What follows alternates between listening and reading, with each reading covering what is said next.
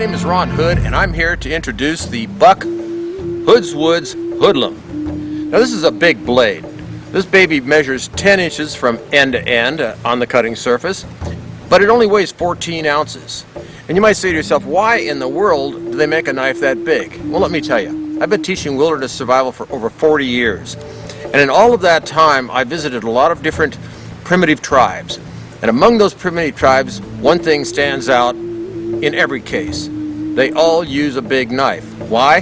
Because a big knife can do a small job, but a small knife cannot do a big job. This baby is made to take on all kinds of jobs in a wilderness survival or just a plain old wilderness setting. At 10 inches long, under 14 ounces, you could carry this thing all day long and do any job you want it to do. Now this video isn't here to be an instructional video. What I want to do is just show some of the features of the Buck Hoodlum and give you a sense of what it can do.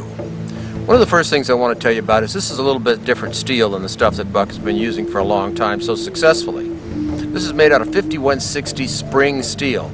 That's a very flexible and durable steel that can take just about any kind of punishment you want to put it to. Let's take a look at some of the punishment that we might want to expose this blade to.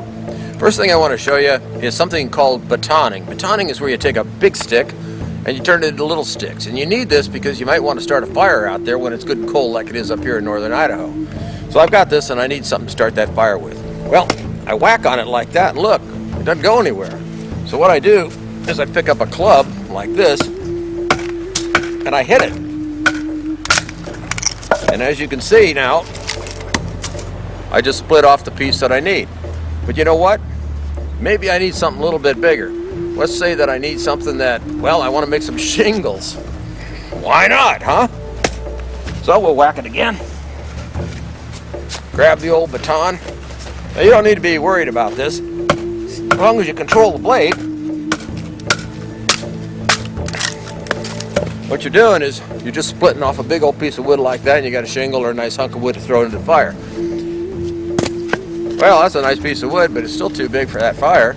So maybe now it's time to go like that and split that wood right down the center. You probably know though that this is still too big to get that fire started, so you might want something called a fuzz stick to get it started. Well, you can take this knife and just kind of work it like this and carve in your small pieces that are going to catch fire. That would be this stuff right here. And there you go. So you can kind of make whatever you want right out of it like this. And that's why we have these big choils right here. This is called a choil. Your finger fits in there. There's another one behind. You grip it good and hard. And that gives you the ability to twist this knife. It gives you lots of leverage. You can really rack it out. But, you know, I just really want little sticks. So I'll just whack off a few pieces. You know what? I think I need a tent stake. Let's make one of those. There you go. That fast. I can do it faster with this knife than I can with an axe. Now some people, they test their blades with bricks. I don't know how many times you've ever cut a brick, but I don't cut bricks. I cut bone and stuff like that.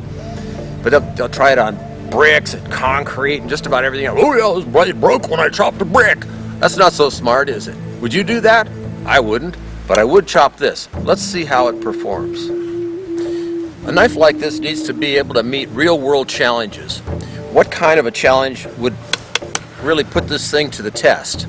Well, let me tell you, I'm an elk hunter, and last year I went out and I popped this baby here. Now sometimes when you kill an elk, you've got this big old piece that you got to drag out. You know, you bring it out in quarters. So that means that you're going to end up with legs and things like that that you have to leave behind while you carry out one of the quarters. During the night they freeze. Now last night here it was 4 below zero. Got pretty chilly. This leg is a frozen elk leg. It's probably some of the densest bone around. And this is a good real-world test because I might go back to that other quarter. Well, I will go back to get that. And you know what? It'll be frozen solid.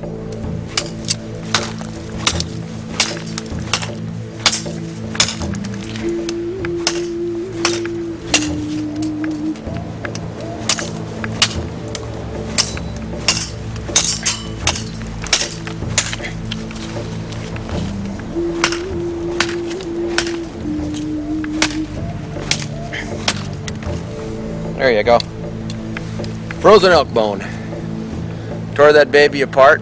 Gave it a few extra chops because the skin on it is a little bit frozen and kind of sticky. But you get the idea. Went right through it. But does this still have an edge? You bet it does. Just as smooth and almost as sharp as it was before we chopped that bone. Let me show you what I mean. Well, let me see here. Let's get something good off of here. There we go. Now that gives you some sense of the kind of edge retention we get out of a piece of 5160 steel done by Buck Knives. The best fatty meat stuff in a bone is going to be in the marrow. Sometimes you want to get at it. So what you do with this is you kind of put it on your bone and you just work it back and forth. If you don't have a saw, then this would be your only real choice.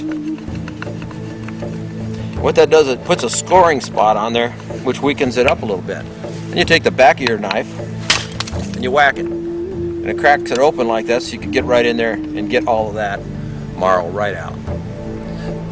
So I just used the bone scoring tool to crack this to get the marrow out. And look what else I got. A nice sharp piece of bone. I can take my knife now and do a little whittling on it. And guess what? In a survival situation, I now have a spear point. So the knife with that little etching tool on there, that little scoring tool, can give you things like this that you could use to enhance your chances of survival. But maybe, just maybe, you don't have a bone. Maybe you need to get the animal first.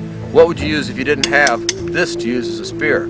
Well, let me show you. I've got my little Buck multi-tool here, and I just extruded the screwdriver on it. And you can see that the handle comes right off. Now that I've removed the two screws that hold the handle scales in place, it reveals the interior. And in here, you can see we've got a chamber. Now that chamber is a very special chamber. It's actually designed, we designed this to take up shock. It's part of what we call the shock mitigation system, or SMS. This little chamber in here helps to absorb whatever shock is coming down from the shots with the blade and keep it away from your hand. The handle is the interface between you and the knife, and a lot of knives transmit a lot of shock and vibration back to the hand, making it hard on the user to continue to work with the knife. Not only that, but shock in your hand means energy lost from the blade. So let's just go ahead and I'll remove the other scale like that. And now you can see the interior of the SMS, or shock mitigation system. One of the nice things about this is if you want to, you could remove the scales entirely and change the blade in another way, which I'll show you in a moment. Something else. You can also set this up as like a little survival kit chamber if you want to. I don't really recommend that because the sheath has a good sized pocket on it where you can put all your survival gear, but some people do put fire starting tools and wire and so forth in there, and it works just fine. It still absorbs the shock. But there's something else about this. With that handle off of there, you can now bind this to a stick and make yourself a spear. When you bind this on, this will be in a straight line with your spear, and you'll be able to get game that way. Of course, you wouldn't throw it. What you would do is probably stab something with it. Let me show you something else you could do with that chamber. Now you can see what I've done here is I took another blade, and I simply removed the handle scales and wrapped it with parachute cord, 550 cord. And this now makes the handle. It lightens up the knife even more.